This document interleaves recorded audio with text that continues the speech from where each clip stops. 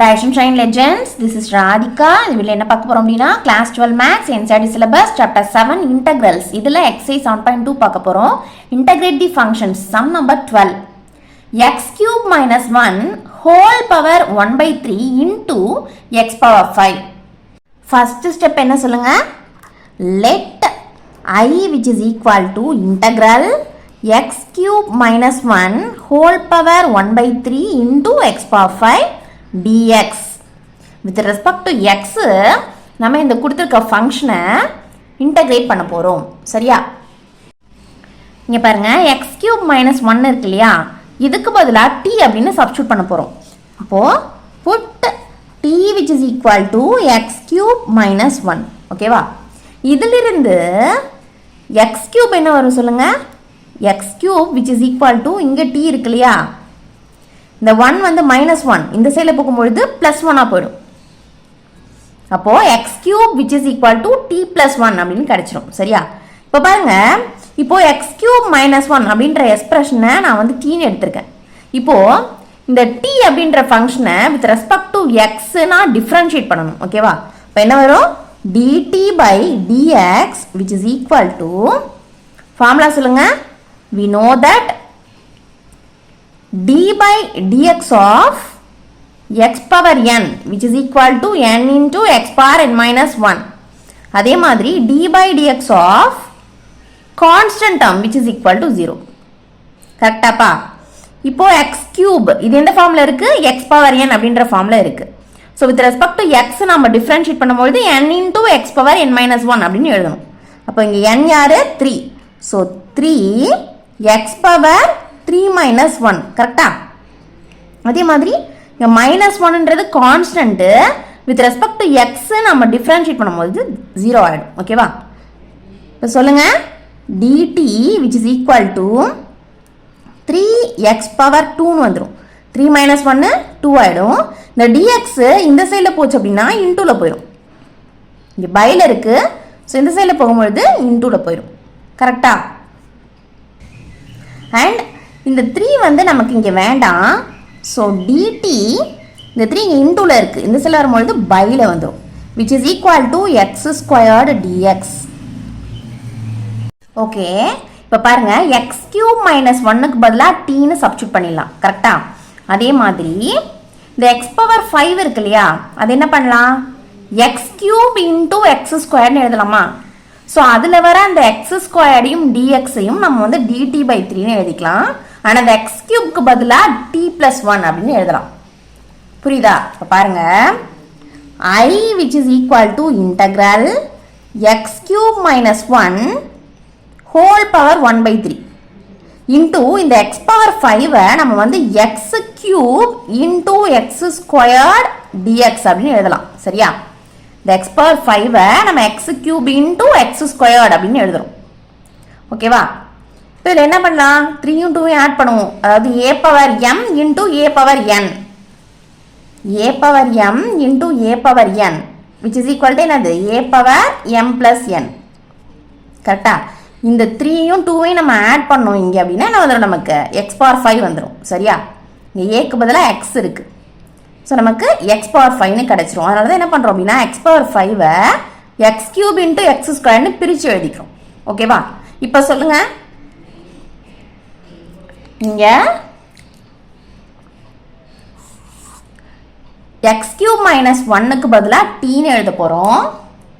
and x cube க்கு பதிலா t + 1 ன்னு எழுத போறோம். சரியா? இந்த x cube க்கு பதிலா t + 1 அப்படினு எழுத போறோம். and x squared dx க்கு பதிலா dt by 3 ன்னு எழுத போறோம். கிளியராப்பா? இப்போ சொல்லுங்க integral t power 1 by 3 into x cube பதிலா t + 1. இந்த x squared dx க்கு பதிலா dt by 3. இந்த dt மட்டும் இங்க எழுதுங்க. 1 by 3 இன்டெக்ரலுக்கு முன்னாடி எழுதிக்கோங்க. புரியுதா இது?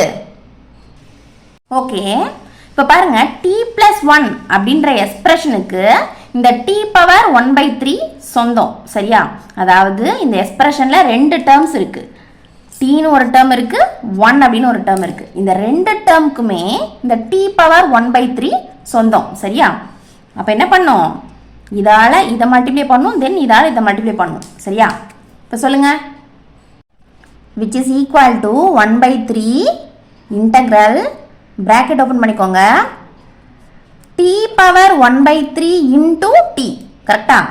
ப்ளஸ் சென்டரில் ப்ளஸ் இருக்கு, t power 1/3 into 1 into t power 1/3 t power 1/3 தான். கரெக்டா? into dt. இந்த dtயும் இன்டெக்ரல் 1/3 இது எல்லாமே வந்து இந்த ரெண்டு டேர்முக்குமே காமன் தான். ஓகேவா? தென் இதில் பாருங்க, t பவர் 1/3 இருக்கு, இங்கே t மட்டும்தான் இருக்கு. அப்போ இதோட பவரில் என்ன இருக்குதா அர்த்தம், 1 இருக்குதா அர்த்தம். கரெக்டா? இப்போ தான் பார்த்தோம் a power m into a power n which is equal to a power m plus n. கரெக்டா?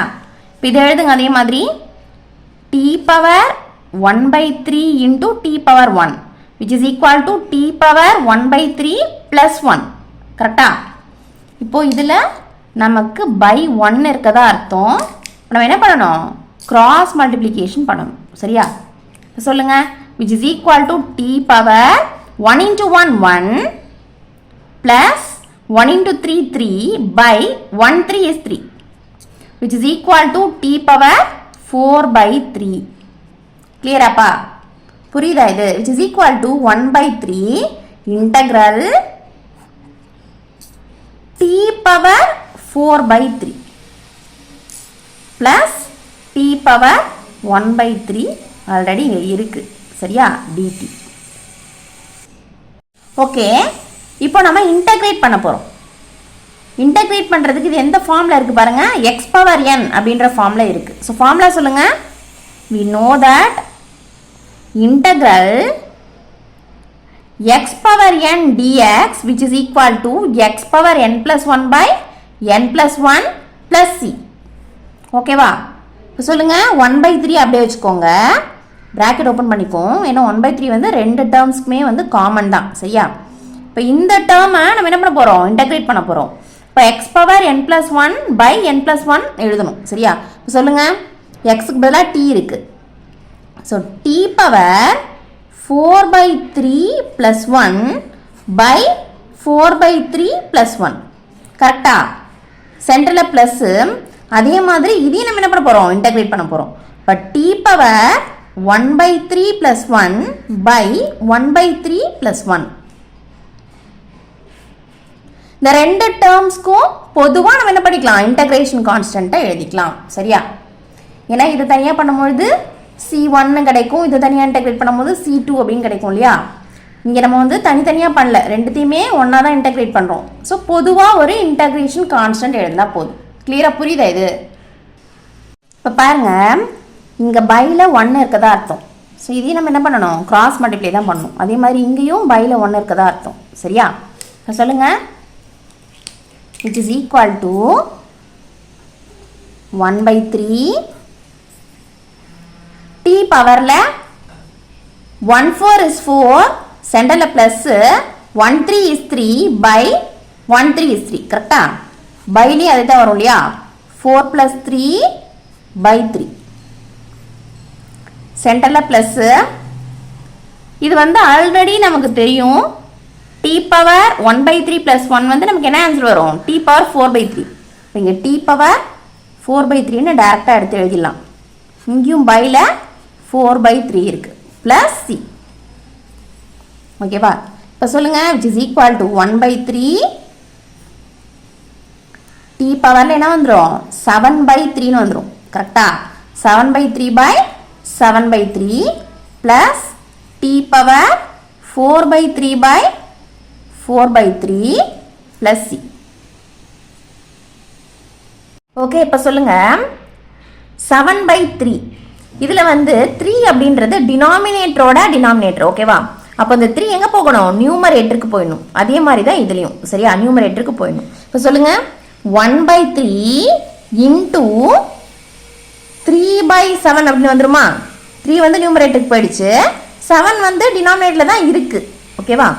t power 7/3 plus 3/4 t power 4/3 plus c. இப்போ பாருங்க இந்த 1/3 வந்து இந்த ரெண்டு டேர்ம்ஸ்க்கும் சொந்தம் சரியா, இந்த டேர்முக்கும் சொந்தம் இந்த டேர்முக்கும் சொந்தம். அப்போ வந்து இது உள்ள வந்துச்சு அப்படின்னா என்ன ஆகும் உங்களுக்கு, இல்லைன்னா 3 வெளில எடுத்துடலாம் ஓகேவா. இதுலேயும் 3 இருக்கு இதுலேயும் 3 இருக்கு கரெக்டா, இந்த டேர்ம்லேயும் 3 இருக்கு இந்த டேர்ம்லேயும் 3 இருக்கு. ஸோ காமனாக வெளில எடுத்துட்டோம்னா 3/3 வந்துருமா இங்கே, into 1/7 t power 7/3 plus 1/4 t power 4/3 plus c. இப்போ நம்ம இது ரெண்டுத்தையும் கேன்சல் பண்ணிடலாம், which is equal to 1/7 t power 7/3 plus 1/4 t power 4/3 plus c வரும். இதுதான் நம்மளுடைய i ஓகேவா. இங்க பாருங்க இந்த t அப்படின்றது யார், இங்க x³ - 1க்கு பதிலாக தானே tன்னு எழுதியிருக்கோம்